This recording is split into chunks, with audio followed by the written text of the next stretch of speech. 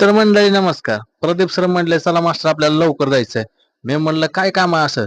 तर सर म्हणले आपल्याला दणका उडून द्यायचा. दणका? मी म्हणलं चला मग. दणका उडून द्यायचा म्हणलं सोडायचं नाही.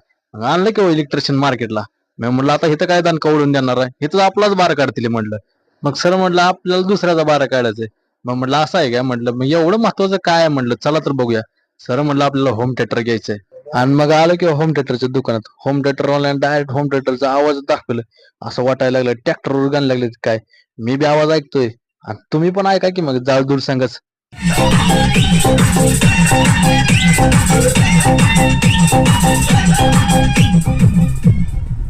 काय कसा आवाज. पण काय झालं सांगू तुम्हाला, आमच्या मास्टरला ते साऊंड सिस्टम आवडलंच नाही.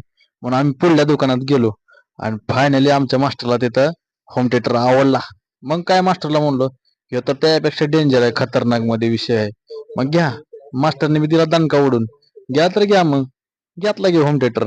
आता म्हणलं चला घरी, काय तर थंड बिंड पाजा. मास्टर म्हणलं जाऊया आणि मग थंड बिंड पिऊया.